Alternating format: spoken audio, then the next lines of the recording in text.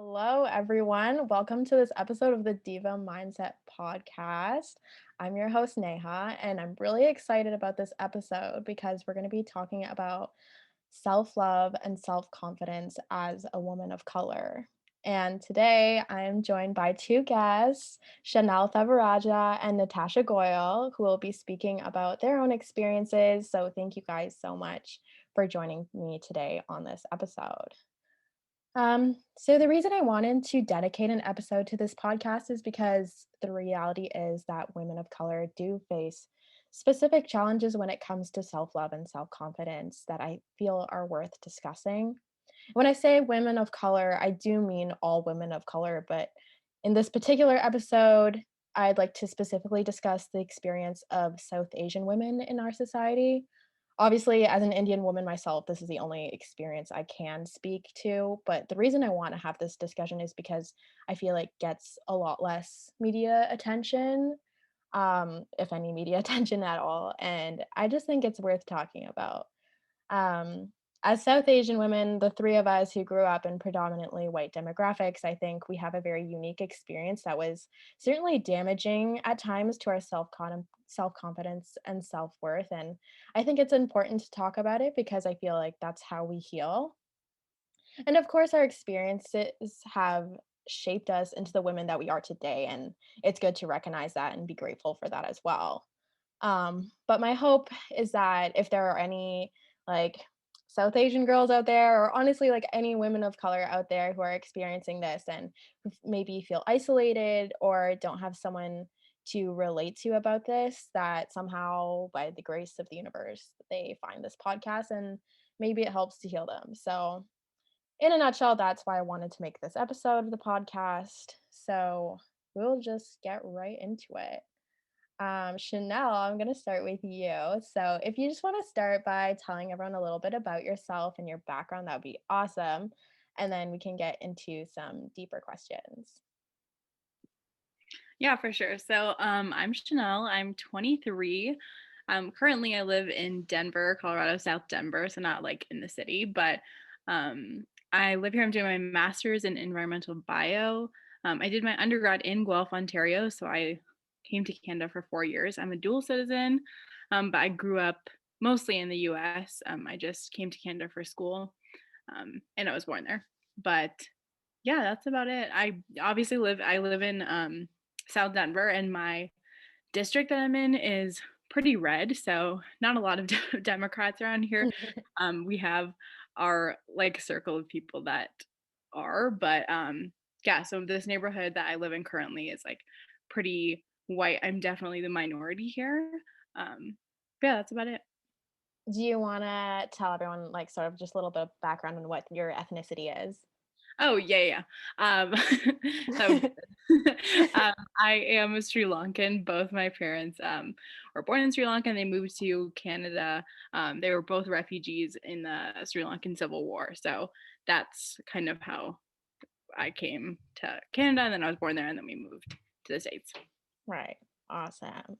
Okay, and Natasha, I'll actually ask you if you want to give a little spiel about yourself first as well, and then I'll get into some questions with Chanel. Sure. Hi, I'm Natasha.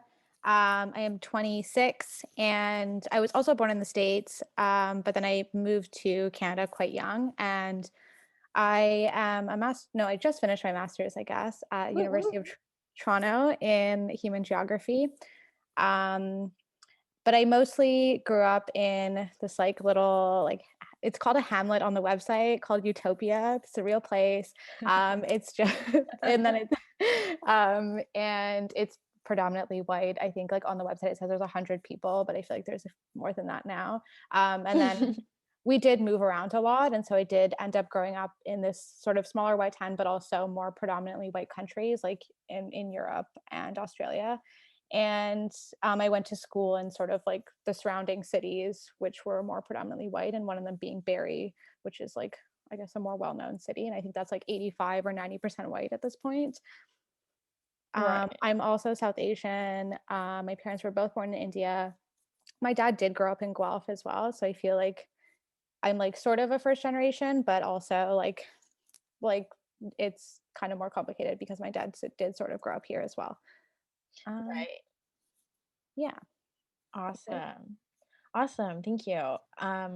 Okay, so we're just gonna get into this. I'm just gonna give you a list of the questions, and then Chanel, you can sort of answer them however you see fit. So the questions that I have for both of you are: how did growing up as a minority in a predominantly white demographic impact you growing up? And how did it influence the way that you viewed yourself in your youth? How are you healing from that now in adulthood? What are some things that still make you feel insecure? And how have you come to feel comfortable in your own skin? So, Chanel, if you want to go ahead and attack those questions, go for it. Sounds good. I feel like growing up I didn't really know, like I didn't really know that there was like a difference until it gets like pointed out to you, I feel like. So Right. the like earliest memory that I have is like in 4th grade. I had just moved to Colorado. So I lived in Florida before I lived in Colorado, and like obviously I was young. Like I said, I moved here in like 4th grade. So and I remember I was in this class, and obviously I didn't know anyone, because there wasn't like, I moved like I think 2nd week of school or something, so it was a bit late. And this girl, after our math test, she was like talking to her friends, and she was like, I don't, she's like, no one be friends with her because she's brown, and that I think like shook me because I had just moved there. Like I don't think I experienced like any types of racism like on my own. Like I think Mhm. sometimes it gets affected like through your family, you hear it through your family, but not like by yourself. And so that Mhm. was like the earliest memory I think that I have of like me by myself navigating that like kind of call out and like, oh, Right. like you're not white. um and I obviously told my mom this, and I was in 4th Mhm. grade. So the teacher set up a literal meeting, and it was so awkward because like, like we're 4th graders. Um and like basically like forced her to to apologize to me, and it was like she was just like sorry, and she was definitely like mad that like I said something about it, and we Mhm. weren't friends after that. She voted for Trump the first time, so I mean but it's fine. So yeah, I mean that was the earliest memory.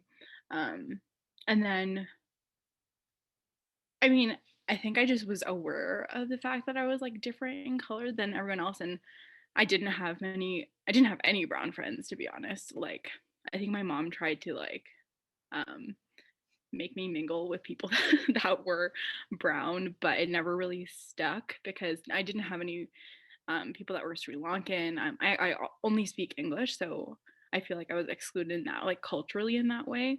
Mhm. Um, but I did have like a good group of friends. It's not like I like was like an outcast. Like I had a group of friends. They just weren't um they couldn't relate to me on that level of like being colored. And so it Mhm. was really hard. I felt like it wasn't a conversation that I had with many people until actually I came to Canada and like mingled with people that were colored, because it ended up being common ground. Um but yeah, so then I went to middle school pretty soon after that. And in middle school I was very outgoing. I'm not as outgoing and as I was in middle school, but I Mhm. remember there was this group of guys, and they kept calling me a chemical. A chemical. It's like, so my name is Chanel, but they were calling me Chemical, which is like a nickname. Was a nickname.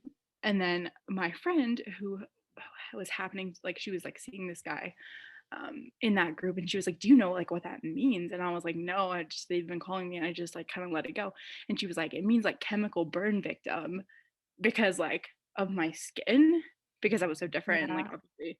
um that's awful. yeah, it's not great. It's not great. Yeah. Um, and yeah, it's just one of those things. And then you're like, I feel like you're overly like aware of it. And so it becomes something that you think about on the Absolutely. regular, because you're not like, oh, like you worry that people are thinking about it. And I feel like that stresses me out still as an Yep. adult. Mhm. Um, 100%. I'm trying to think of what other questions you asked. Oh, yeah. And like I've had people tell me, like, oh, I'm not interested in brown girls, or like, that those types of things. And then it makes you like, even it's like even worse, like it's not Mhm. like Mhm. I am brown in a predominantly white neighborhood, I'm already aware of it, but I'm like, now I'm worried about like, oh, are people gonna like me because I'm brown? And I think that's ridiculous to have to worry about, but it Yep. like, because I've heard it, like I do worry about it. So it is stressful and it sucks sometimes, but I found that me living in a pretty diverse place helped me. Like living in Guelph, where I feel like is really culturally accepting, and I saw a lot more people that looked like me, was very helpful because it's just like your surroundings. You don't feel as like um it's just like such an outcast kind of, and it's not outcast in like, oh, I can never make friends, but like they're just, it's like situationally, like if someone like brings up your race, or I can give an example. Like I was hanging out with a bunch of people and I talk pretty fast, which you can probably tell already, but um I talk fast, and so this guy, we were in like a group, and this guy was like, "Oh, are you speaking Sri Lankan?" And I was like, "What?" I was like, "What do you mean?" And he was like, "Why are you talking?" He was like, "Why are you speaking Sri Lankan? You're probably talking about how you hate all the white people here." And I was like, I like had a significant other at the time. My partner didn't say anything. He was just like, "Oh, like this is what she said," and he was like, "Why are you talking Sri Lankan and all this stuff?" And I just felt like that totally did not need to be a thing. Like that, like Absolutely. Yeah. that did not add to the conversation whatsoever. And it Mhm. was just a way to make me feel like an outcast. And that was a conversation I had to have with my partner after. I was like, listen, like that made me really uncomfortable. Like I did not like being in that situation, because I just felt like it had nothing to do with me and everything to do with the fact that I was brown. Mhm. Mhm. Like it had nothing to, like if a white person had like spoken fast, you would have been like, whoa, whoa, whoa, what did you say? You were talking too fast. It Yeah. would have had nothing to do with anything else. Um, and so like that's a situation where like I had to like think about who I was with, why I was feeling that way, and it made me feel like I was the odd one out, and it sucked. Right. Like, and it's something that I think about often, like in my circles and stuff like that. Because if people are making you feel like that, you probably like either should call them out on it or just remove yourself. um, Right. so yeah, what are some of the other questions you said so I can remember? um How are you healing from it now in adulthood? What are some things that still make you feel insecure? How have you come to feel more comfortable in your own skin? Okay, yeah, those are good. Um, Healing from it now, I still am. I feel like Mhm. confidence is a problem because I think of like what people are thinking of me, and that's something I'm still working through now, but it definitely helps to talk to people that are colored about it. It also helps to talk to like my white friends about it, of course, but I just feel like women of color typically understand the struggles, or like not even just women of color, just like anyone that's colored kind of gets it, feeling like that, especially growing up in predominantly white like neighborhoods or areas. Mhm. um a way to work on it, like, is kind of just, you kind of have to like force yourself to be unapologetically yourself, and that's really hard if people have Mhm. knocked you down before, I feel like. Mhm. um because you really do have to force yourself to like not think about those things, and Mhm. just accept that like you will attract the people that you're meant to like be with in your circle. um Right. I'm trying to think. um how my self-confidence is a struggle for me still. Talking about it helps. Podcasts help, like listening to like books, reading things.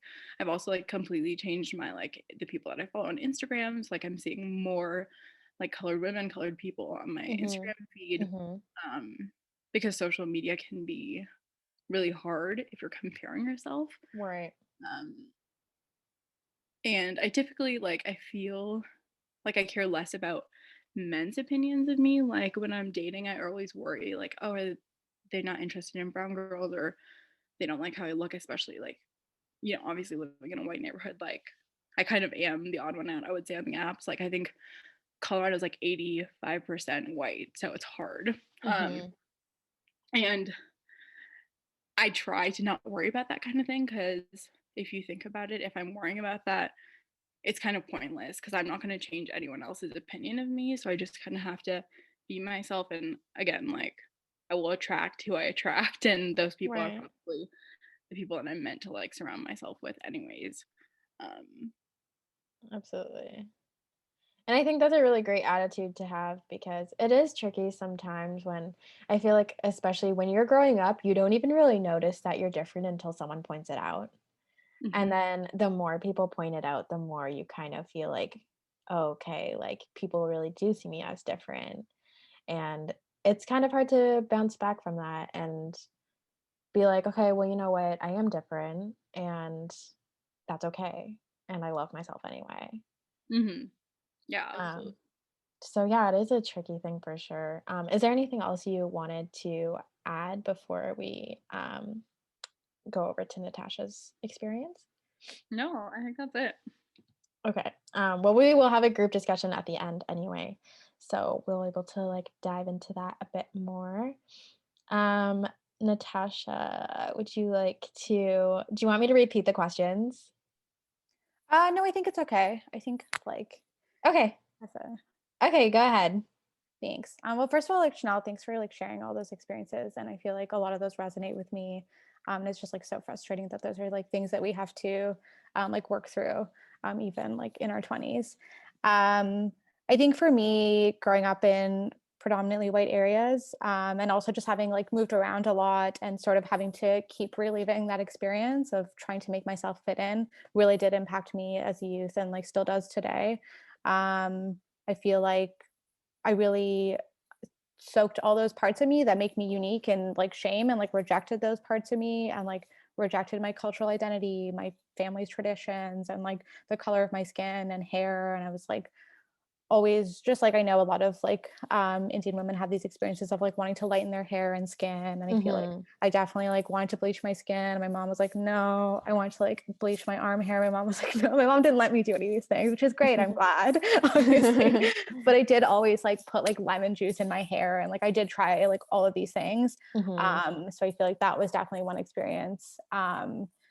And I was also just so embarrassed about being Indian because I really was the only, I think definitely throughout my primary school years, I definitely would have been the only person of color in my schools. And I feel like it was just, I just shrunk myself so small because I was so obsessed with the idea of fitting in and being accepted.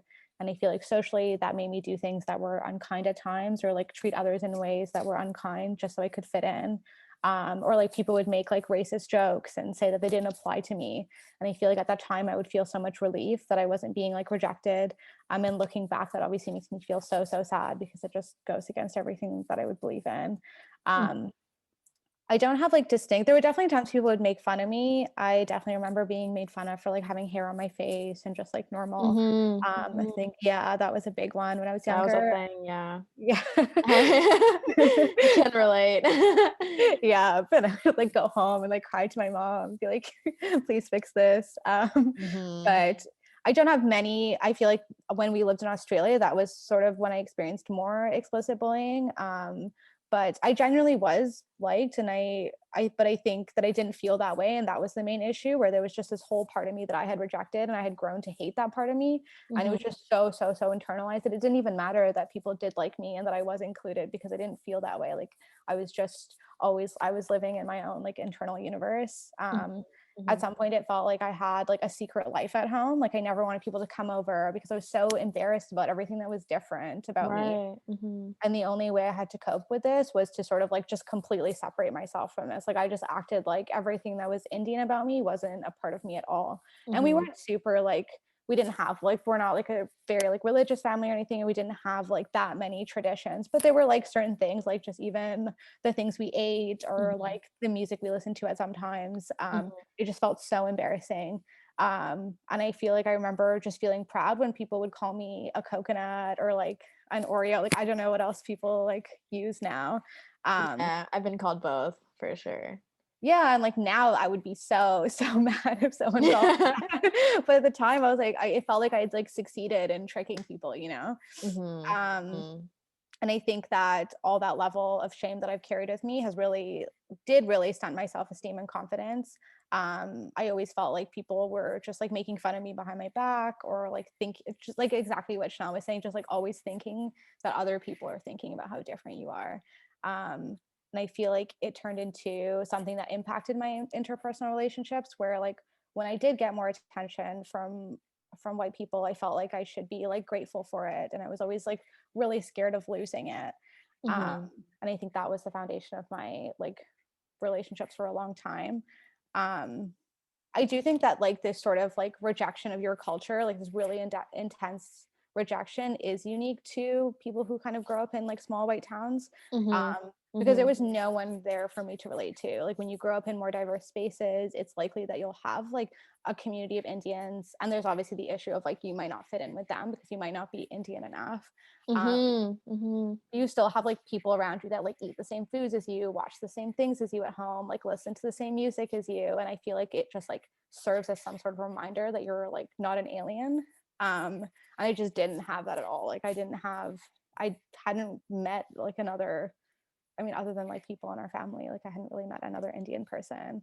Um, and I think the first time that I realized this was when I was on exchange, like probably when I was like 22 or 23, I think it was. Like I was living in France, and I just like experienced so much racism in France, of course. And I was just so angry. And I remember just like reading an article and realizing it was talking about all these things, about like just sort of rejecting pieces of yourselves to fit in. Mhm. And I remember just feeling so angry that this is exactly what I had done, and that I was always still going to experience racism, that it didn't matter that like I had like westernized myself so much, like Right. I was still going to experience racism. Um, and then I think just like going into like sort of how this has like how I've worked through this as an adult, I think the rest of my 20s were really about like reclaiming those pieces of myself that I had just like completely rejected, and sort of unpacking the shame that I had like built up. It still definitely impacts my self-confidence. I still like struggle with feeling like I'm not worthy of taking up space. I struggle with an obsession of like wanting to feel normal. I still worry when I'm like dating that there's all these like parts of me and baggage that comes with being a woman of color, and that I'll be rejected for them. Mhm. Um, I Mhm. feel like my last relationship, I like made my partner watch Hassan Minhaj's Homecoming King because I was like, this is like the best way for me to explain myself. Like it's like, am I always gonna have to do that? Like maybe. Um, but I think it's still definitely an ongoing journey, and I feel like my self-love is tested all the time, particularly when I'm dating. But I do think the ways that I've grown to accept myself or like work towards that have come in like two big waves. And I think the first one really came out of a love and appreciation for the unique experiences that I've had, and Mhm. how those experiences allow me to connect with others and uplift others. Like mostly through my activism, through my writing and my work, I've learned that I have to love my skin, because all those things that I've pushed away, like all those things Mhm. that make me unique, are the things that also provide me with empathy and the ability to be a valuable ally to the communities that I want to help out. And Mhm. so I think that those experiences really, really, really are a gift, and I would never want to trade them. And I did see there's like a Mindy Kaling episode, like a Mindy Project episode, not Mindy Kaling, where basically she is just like very frustrated with like white man privilege, especially in like the job market. And she like wishes that she would wake up a white man, and she does. And like she just like, you know, she like experiences all these privileges, but at the end of the day, she says that like she's grateful that she's a woman of color because she is able to empathize with others, and like she has these unique experiences that allow her to be the kind of person that she wants to be and like uphold her own values. And I feel like that was very, very powerful for me, where I was like, that is exactly like how that is like the perfect avenue for me to like learn to love my own experiences. I think more recently I've also like started feeling like learning to love myself through like food, and sort of like also through like yoga and sort of more spiritual practices, because I Mhm. think those are, I think when my grandmother died, I felt really sad that didn't I didn't like value all the things that she had to offer me in terms of like our culture and like Indian food. Like there's just like a wealth of like incredible Indian food like recipes Right. that I had just like never asked her for, like never talked to her about like breathing, meditation. Like those were all gifts that like she could Mhm. have imparted on me, and I never asked because I was like embarrassed and didn't care about our culture. And I think that that was just like so much grief. And I realized that now, as I'm trying to like sort of make more Indian food and like enjoy like our spices and smells and like colors of our dishes, and like it makes me so happy because I feel like those are things that I am more proud of now. And like they really are gifts. And especially like also like yoga and meditation, like those are ours, like those are Indian practices. And like Yeah. I want to be able to like reclaim those. And I think that's like sort of where my like self-love is like starting to come from now, just like enjoying the things, my own experiences, and like the things that are like mine to start with. Mm-hmm. Yeah, I think like another like a good role model for that has been Padma Lakshmi as well. Like I feel like she's just this like really really really awesome like Indian woman. She's a chef and she just like loves food so much, and just watching her enjoy her own like dishes and food and culture has been like really inspiring for me. Mm-hmm. Yeah, I think it is really important to have that sort of inspiration as well. I was just talking to Chanel about this, how we don't like, as South Asian women, we don't have a lot of positive female role models to like look up to, really, other than like Mindy Kaling and like Rupi Kaur and what that girl's name that you said that I don't remember what her name is now. Padma. Yeah, her. Yeah, her. Oh, Padma Lakshmi.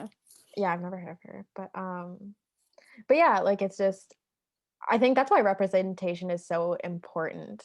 Um, Ruby Kaur actually has like a little like poem about that in her book. Um, Yeah, but yeah, that yeah, makes sense. It really is. And also like I think valuable representation, like not just like I don't know, you probably all watch like Indian matchmaking. Like I oh yeah, remember someone wrote an article about how it's like so frustrating that we never get to watch Indians just like being normal on TV. Like it's always about right, like complicated things. Like we're all like messes. We all like why can't we also just like enjoy our lives and like be on like The Bachelor, you know? Like why do we have to be on Indian right. matchmaking? I Like feel like I feel like South Asians are often like the butt of the joke kind of thing. Like I feel like that's often how they're represented in the media, and I think that's also like why we're so embarrassed about it. Is because like we don't see them as like like strong role models to like look up to. Like we see them as like embarrassments, and I think that's a huge part of why we rejected our own culture so furiously, because we didn't want to be associated with that. um and like, yeah, I mean, and yeah, I think everything you said, like you just put it really perfectly. And thank you so much um for sharing that. I definitely resonate with everything that you guys have said. And for me personally, I found that at a young age, I was definitely fearful of identifying with my culture out of fear of being ridiculed and judged. Especially as a young child, you fear rejection more than like anything else. And that caused me to try and be like as white as possible, like you said, and like completely dissociate from my culture during my youth. um and then and like you said, like I would literally be proud to be called like a coconut or an Oreo, which is so stupid. But like literally I'd be like I'd like when people would call me it, I'd like get mad, but low key I'd be yeah. like, okay, that's good. Yeah, it's like a secret win. You're like you can't say that, but then but ultimately you're like quite happy. Yeah. Yeah. It's kind of messed up. um but yeah, like I feel like I was definitely, like I just absolutely wanted to reject like all parts of my culture. Like I just found it so embarrassing. And but then obviously as I got older, slowly I like built the confidence to just be myself. And now in adulthood, I'm finding that I'm trying to reconnect with it, but it's hard because I don't really know how to identify with it anymore. And I feel like that's how we sort of come to this kind of identity crisis in our adulthood, where we don't know what to identify with, and we sort of have to like carve out our own identity from what we have, because like you said, like we spent our like a whole youth rejecting this part of ourselves, like this huge part of our identity. And then in adulthood we like try and reclaim those parts of ourselves, but it's kind of hard when when you've been looking at it a certain way for a while. And like I feel like for me, definitely, like it was when I it was when I was in university and I met more people of color like Chanel, and like, you know, I had a group of like literally all colored friends. Yeah. And for the first time ever. And oh my God, like I just felt like such relief to like be around like people who are like you. Oh my God. Like it was just like that sense of like belonging that was like missing your whole life, you know? Yeah, it's so comforting, and I feel like it's like that's why like I value urban spaces so much, because I feel Mhm. like you do really just like connect with so many people around you and realize that like your experience is like one of so many. And Mhm. it's so comforting. Yeah. I feel like it really is. It is wild how like in these small towns like we can just like be.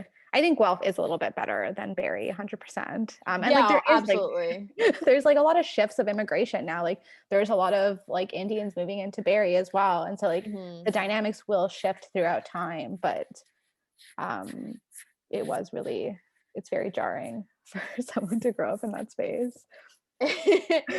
It is. And like, yeah, like you said, like Guelph is definitely not as bad as Barrie at all. Like not at all, but like definitely like I can still like absolutely resonate with you guys on like what you said. Like I was never like the only brown person like in high school or whatever, but it was just like there was still like not a lot of us. And you know, it's like you kind of know where you stand as a brown person. I don't know. So Yeah. like you said, like you kind of try and make yourself as like small as possible. Yeah, Um it's so sad. It and as really, white really as is. possible. Yeah. And like, you know, like it's sad like hearing a member of my own family say to me like I wish I was white and like my life would be so much easier if I was white. Like that's really heartbreaking. And like, you know, like that's something a lot of us have to sort of deal with like when you grow up in like the circumstances that we did. Um yeah. Yeah, and it is really hard too. It's like I feel like I don't know if you've had this experience. It's like I know you've spent more time in India than I have, but I find that now I'll talk to a lot of like because everyone's so in love with traveling to India now. Mhm. I'll find that it's just like even when I'm dating and stuff, like guys will always be like, "Oh my God, like I went to India, like I went backpacking, I did a meditation retreat there and stuff." And it's like such a weird thing for me because it's a country that like I don't know much about, like I've never really Right. experienced, and I'm like just like feeling so many weird things. I'm like I don't even know what to Mhm. say. But it's Mhm. like also like you've like they've obviously like romanticized a place. But it's hard. Yeah, it's not even a country that like I have really been to. So it does make me uncomfortable. Like there are like other people who like know it better than me, and like just because my Right. skin is brown like doesn't mean that I'm like Right. a representation of India. So it is a strange thing. Right. And like the weird thing is like yeah, like I've been in India. I spent a month there. Um but I felt like I was a white person in India. Like that's how it Yeah. felt. Like I did not feel reconnected to my culture. I did not feel like I belonged there. I literally felt as weird as a white person would feel in India.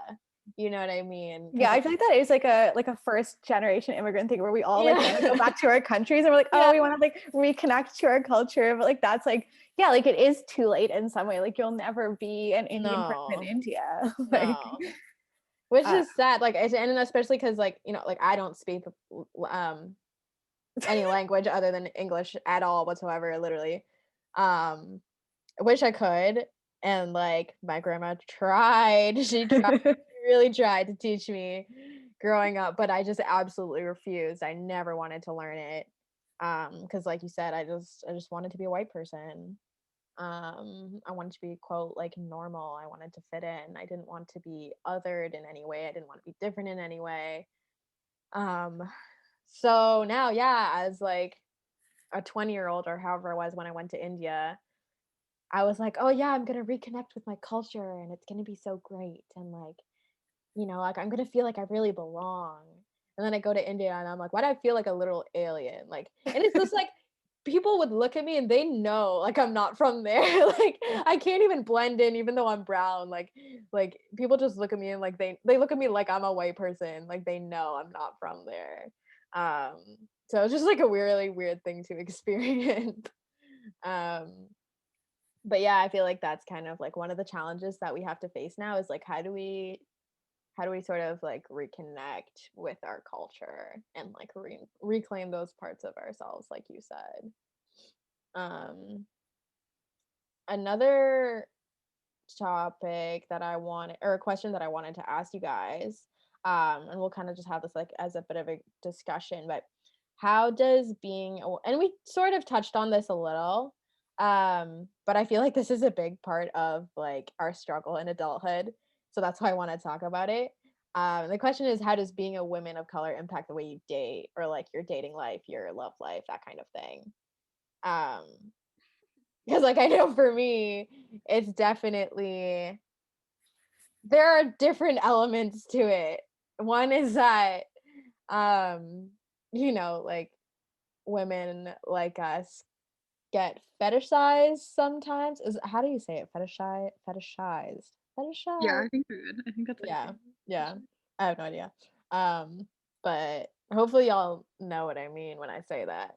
But it's just like like white men see us as like exotic and like like hashtag Priyanka Chopra. And yeah, like they kind of just like see us as like um I don't know, like they kind of like put us in like their little like fantasy type thing. Like they want a girl who's like got some culture. And I feel like um that's definitely one of like um something we have to like navigate in the dating world. Um like sort of like looking out for that, and like not catching it after like a year of dating someone, be like, "Oh, that's how you see me." um so there's definitely that aspect, and then um I don't know, just like you said, like wondering like are you into brown girls, and like do you see me as your equal? Like I had an ex-boyfriend who literally told me that he didn't want me to get any darker. Like I wasn't allowed to tan. That's Like so bad, honestly, Neha. That is literally like the worst thing that you've ever said to me. I Gotta know. be one of the worst, honestly. So I bad. know, real bad, real bad. Why did I date him? I don't know. But My mom used to say that to me. Like, that's her. I your draw the mom. line. Oh, okay. No. You're right. My grandma used to say that to me too. Yeah, of course. No, because like yeah, literally as Indians we reject our own skin. Like literally as Indians, because that's just It's like comes from like rejecting blackness. Like it's race. It's our own internalized racism and our own internalized like white superiority. Like we don't want to be black ultimately. I think it's not black. I think it's just like it's like it's the like really relates back to like the caste system in India. Like the darker you are, it means like you're working in the sun, and like you're at the bottom of the caste or whatever. You know what I mean? Yes. I'm a little Yeah, but I'm sorry that your boyfriend said that to you. That's messed up. ex-boyfriend. Yeah, sorry, past boyfriend. Yeah, that was gross. Yeah, But I feel like it is really like yeah, like you're right. Like I didn't even think of that, but like we literally like older Indian women will literally tell you you're getting too black, like you're getting too dark in the sun, like it's bad. Like here, take these whitening creams to bleach your skin. Like literally my grandma would give me these creams to like make my skin lighter. So like how am I supposed to accept my own skin if you don't even accept my own skin? Like, it's just like it's messed up. it's so internalized. It really, really is. And it's such a complicated story. Mhm. Of just like internalized, and like it comes down to like racial hierarchies like ultimately, and yeah, like it does really back to the caste system as well. And but we do have like our own practices of racism within like South Asian communities that Definitely. I think are starting to be talked about more now, but I do think a lot of it comes through with our obsession with whiteness and like what that means for us. Right. It's really complicated. I think people are starting to talk about it more, which I'm happy about, because you have to accept both. You have to accept that when you're putting whiteness above everything else, you're rejecting everything else. You're rejecting the other, and that is racism. And like it's our parents, a lot of us are racist. Like I know like my grandma like was like, don't bring home a Black guy ever. Like there's so much racism within Indian communities, and it's something that's just like only starting to be discussed a little bit more now. Oh yeah, racism is everywhere. Obviously everyone has their own like racial prejudice. 100%. And yeah, and I'm glad that it is being talked about more openly now, because it's a discussion that needs to be had. But Chanel, you were just sharing a story with me the other day that blew my mind, and I don't know if you want to share that on the podcast or not, and I think you know what story I'm talking about. Wait, do I know what story you're talking about? Can you just give me a hint? From high Is it school. when it comes to dating? Yeah. With someone you were dating in high school and you didn't know if he was Oh, like, yeah, okay. Yeah. Oh, yeah, we'll talk about that. Yeah, so there was this guy that I was like talking to in high school, and like I had a big crush on him for like in the entirety of high school, and we only really started pursuing it in our senior year. But he basically flat out told me like he could just date a white girl, and he doesn't see like a point in telling people that we were together, which like shook me a lot, and I think it really affected how I viewed things. I already felt like I was already conscious about my skin when it came to guys. Like I feel like that was something that I just needed to like throw out there, be like, okay, well, like I'm brown, you know, like I'm Sri Lankan, and like just make sure it was okay, which now is like ridiculous in my head. But like he basically flat out told me, yeah, he was like, I don't really want to be like dating a brown girl. And that was definitely a fetishizing moment, because I know that he was talking to like another one brown girl at our school as well earlier in our high school years, probably like when we were sophomores, so 10th grade. But like we were basically like a couple. I was telling Nate how I consider it like we were, but like he was so against it, and he was like, one time we made out and I don't know how this one time we made out like it was like after hours, like no one was really in the school, and we made out in like near the lockers, and he made us walk back separately. Like he made me walk back before him, because like he literally did not want to be seen with me. Oh my Like, God. that is so fucked up. and I was like literally like I was like so excited because we had kissed or whatever. It was so stupid. Now like I didn't even care. Like that wasn't even like, I only realized how like messed up that was like after, like way after. I was like, oh my God, like we kissed, and I'm like, oh my God, you're trash now. Like it's so different. And that made me really self-conscious of like like people like, I mean, obviously I moved to Guelph after, which was very helpful to like talk to like, you know, like Neha, my roommate, was mixed, so we had a lot of those kind of conversations as well, which I had never had those types of conversations with people, so it was really helpful to me to like, you know, hear people's stories and like have it resonate with me. But it is something that I worry about. Like I always worry about if people want to date me because they're like, because I'm brown. Like my past partner, I don't know if I told you this, Neha, but like I literally asked him one time, we were just like laying down, and I was like, is it gonna like bother you that our kids are not gonna be white? Because that is like literally a thought that Oh my God, Chanel. I thought he was gonna be like upset about that. And he literally was like, what? He was like, why are you asking me that? And I was like, I don't know.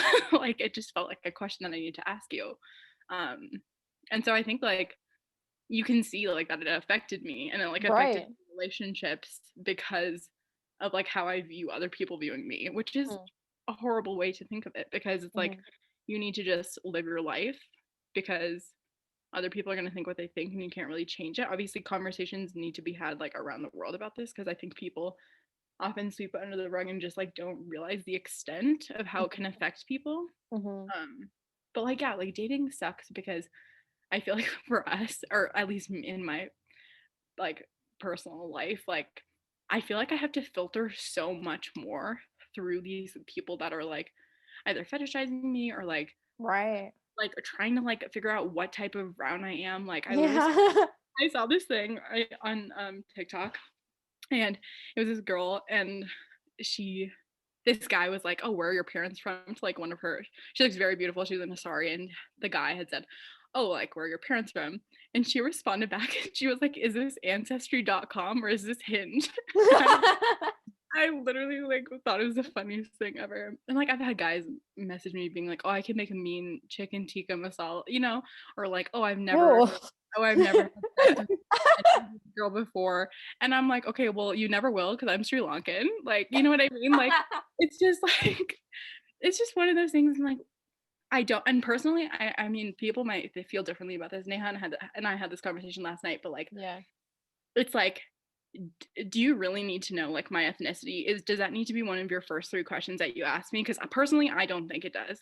Like, I do not believe, like, if you care that much about my culture, maybe, and like if it comes in a respectful way. But if you're like, "Hey, what's up? Like, where are you from?" You know, I'm like, okay, like, so many things matter more. Like, what do I do for a living? What are my interests? You know. And Right. one time I met this, it was my ex-partner's coworker, and he did not even ask my name. He shook my hand and he was like, "Are you Dominican?" What? Dominican I was what? like, "I have not even entered your house yet. Like, Oh what's my going God. on?" And I was just like, "Oh my God." And then again, it's just like another space where you feel like the odd one out. And I really Uncomfortable, yeah. think, and it's so like, I'm like hypersensitive about it almost. I'm like always worried about it. Like when I'm looking through people's profiles, I'm like, "Oh my God, they just like look like they wouldn't be interested in me." But like based on what? I just think like I like just think this way. And I'm trying to like better myself so that I'm not so paranoid about that. Cause like I said, like I'm really trying to like get into this mindset of like it really doesn't matter and you'll attract the people that you attract and that's what matters most. But I look so much to like, like white people and like people that I'm interested in, like white men, like, you know, to like validate me. And that's like really pathetic of me. And I need to not do that because it's kind of pointless. Like you have to validate yourself. And so that's something that I really struggle with when it comes to dating. And obviously it comes from like men telling me they don't want to date me because I'm brown, or like literally like pursuing a relationship with me but not wanting to go public, or like, Right. and it's so Yeah. hard because people can like say one thing and act a different way. And that's what I experienced in high school. Like I felt like he was interested in me, but like the only thing that was like not gonna work was the fact that I was colored, right? And so I'm now like overly worried about that kind of stuff. And it makes sense, like it's like those things that people say throughout your youth, like they stick with you. Like they Oh, really stick with you. Like I can remember every single encounter like that I've had in my life. absolutely. Because it just like literally it's just like, oh wow, like this is how you see me, like I didn't know. And then, like you can never really forget that. Like that's really hard to just like let go. Yeah. But actually, and like Natasha and I have had this conversation a few times, um, of how, like wanting to be accepted in the eyes of the white man. And it's a weird thing. It's a weird thing, but it's just like it makes sense when you think about it, because it's like in our youth in high school, like maybe you had a crush on a white guy or like whatever, and they were like, I don't want to date you because you're brown, like that guy said to you, Chanel. Yeah. um and so like I feel like that subconsciously makes us like sort of desperate for that approval after that. Like we just want that validation. I don't know, Natasha, if you want to talk a bit about that, because I know we've had that discussion a few times.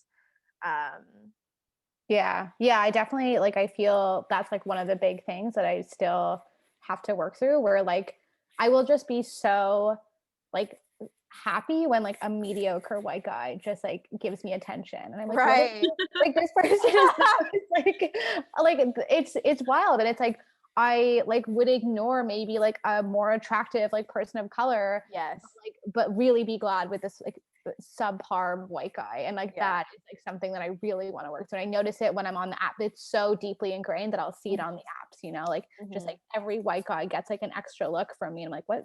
Like this person is a loser. Like Yeah.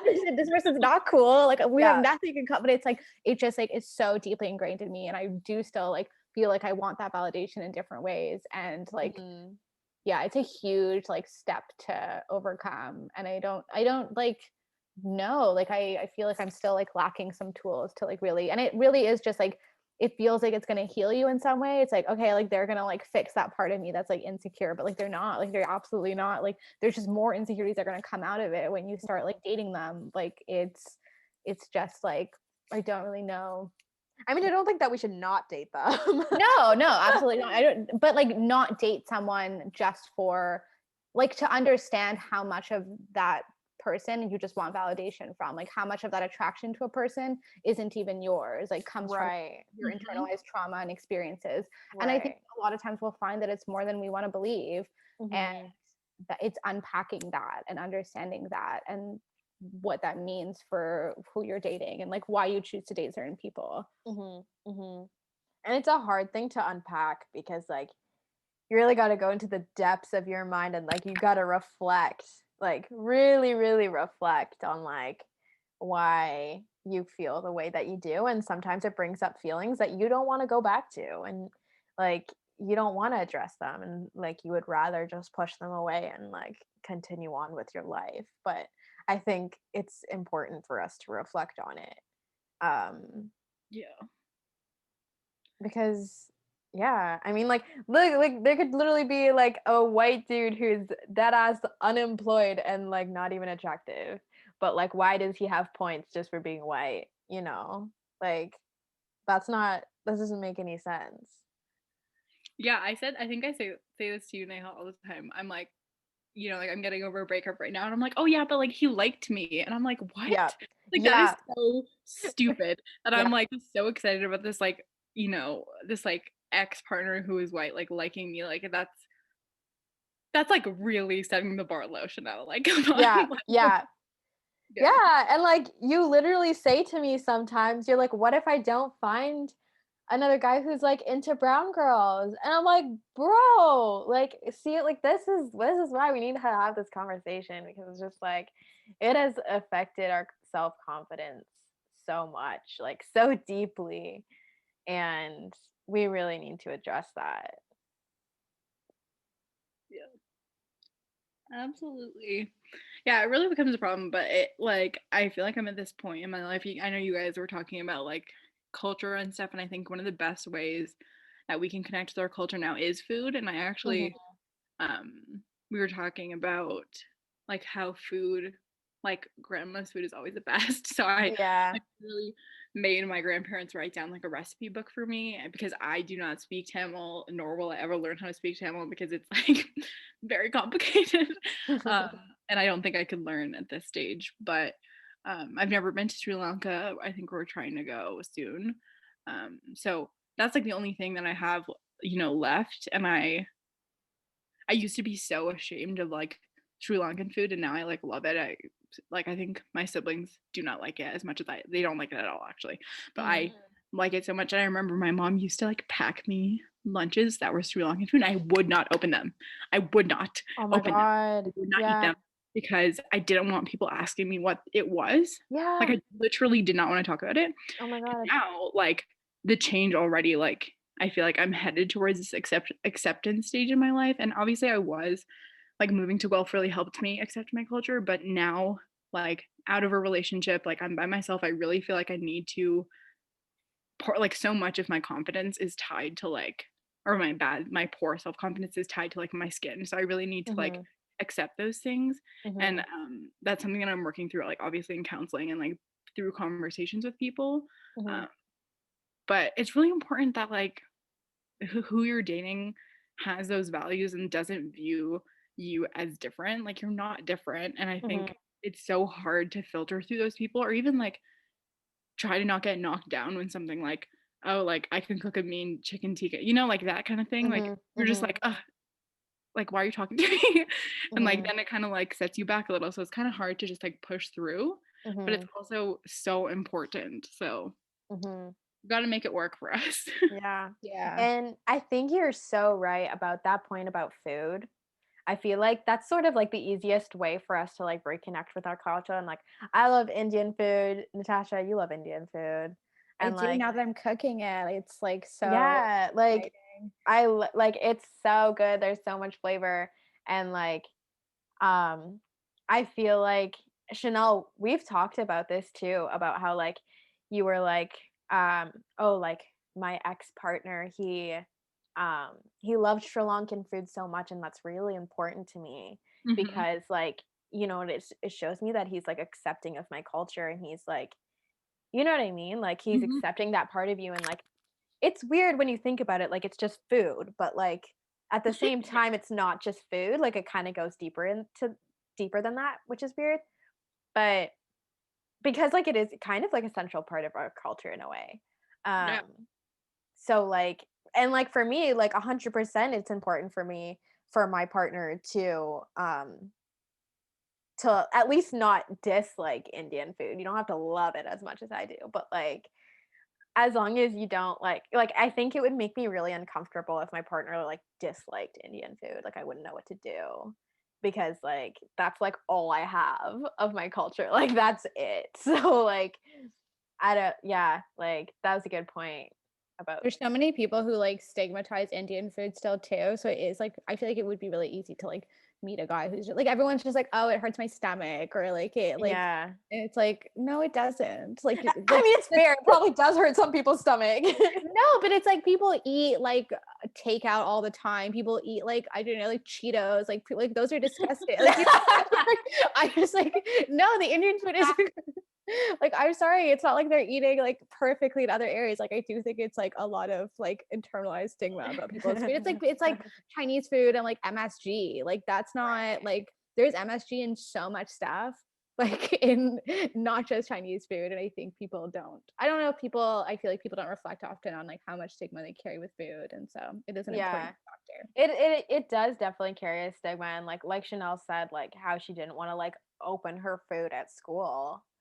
Same Yeah. thing with me, 100%, like, I absolutely felt the same way, because you don't wanna be asked you really don't wanna be asked, like, "What is that?" Like, you don't even know how to explain it because you don't even know, like Yeah, that's exactly what it is. Like, I did not wanna, like, have a conversation about what I was eating with Mhm, someone that just, like, wasn't I was gonna have to, like, over explain, you know? mhm. It's just not yeah, obviously, it wasn't good that I just, like, didn't eat lunch or, like Yeah, like, not good. but, like, that was my mentality, and now I'm, like, helping my mom cook Sri Lankan food, and it's a lot Mhm, different now, and I think that that's how it should be mhm, because that is the only thing and that's why it is so important to me to have a partner that, like, likes Sri Lankan food and, like, will want our kids to eat Sri Lankan food and will cook it with me and, like, will mhm, enjoy at least, some things because mhm, that is the only thing I have left. So if I feel like my partner doesn't like it, I'm going to be worried about that. And that's something that, I'm mhm. working so hard to connect with. And if they don't like it, something I'm going to worry about too. Right, right. Yeah, that makes sense. Yeah, exactly. Like, no, I completely agree with that, it's kind of, like, one of the last things we have left, so it I feel like that's why it's so important to us, and, like, I feel like, like, there'll probably people be listening to this podcast and not understand it at all, like, because they'll be like, "It's just food," but I don't know, it does definitely go deeper than that.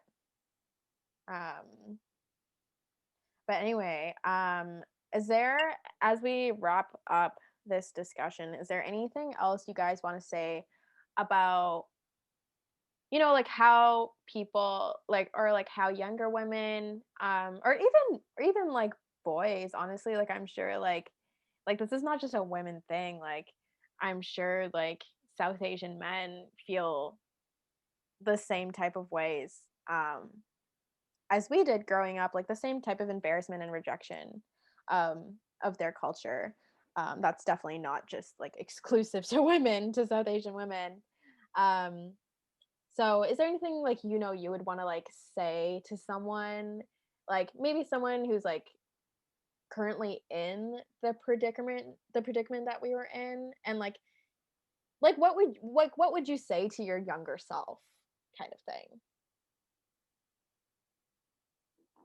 I can, yeah. So I think something I would say to my younger self is just to, like, not worry about other people's opinions, which I obviously have said so many times in this in this um podcast, but like it just doesn't matter, and you have to focus on like accepting your differences and not trying to fit in with everyone, which is obviously easier said than done.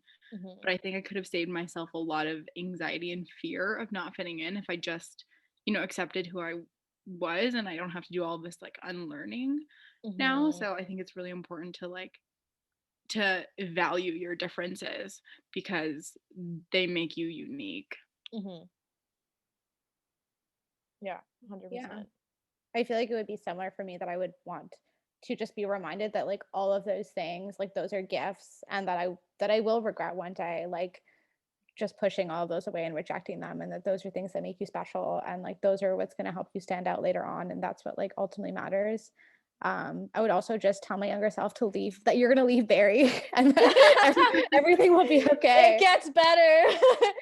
Yeah, and I think it hasn't. I like a lot of these things we've talked about, even with like dating and stuff, like those don't happen to me in Toronto, and that's why I like cherish Toronto as a city and space and never want to leave, because it really does make a difference. Like no one asks me where I'm from ever. It hasn't happened to me in Toronto. It like happens to me in other spaces, and I think like choosing the spaces that you feel safe and comfortable in and like feel valued in is also important. And sometimes that means location, and that's Mm-hmm. okay. Mm-hmm. 100%. 100%. And like, I would agree too. Like, I feel like, for people who are like in our sort of situation, I would say, first of all, seek out inspiration, seek out, follow people, follow women of color. Um, like try and like um connect with other people of color, because like at least for me that's what really helped me, is like talking to people who are also different, and like being able to talk to someone else about Indian food, like that helps a lot. Like when you don't feel like you're like you're weird, like you don't, you know what I mean? um so like definitely making friends who are, and I'm not saying like only stick to like people of color and like segregate yourself, like no, absolutely not. But I'm just saying, if you are feeling like, it has impacted your self-confidence, I would say seek out other people that you can relate to. So yeah, is there anything you guys wanted to add before we wrap it up? No, I think that's it for me. Yeah, I think it's it for me too. I'm like glad we were able to like share stuff with each other. Thanks. Yeah, Mm-hmm. thank you. Yeah, thank you guys so much again for sharing your experiences on the podcast with me. Like, I think it's really brave of you to be able to be vulnerable on a platform like this. So, thank you so much for joining me. That was like a really awesome discussion. And that's where we'll end it. So, thank you so much for listening if you made it this far. And if you feel like this would resonate with someone you know, I would love for you to share this podcast with them. Like I said, my hope is that this podcast makes its way to whoever needs to hear it. So thanks again for listening, and we'll see you on the next episode.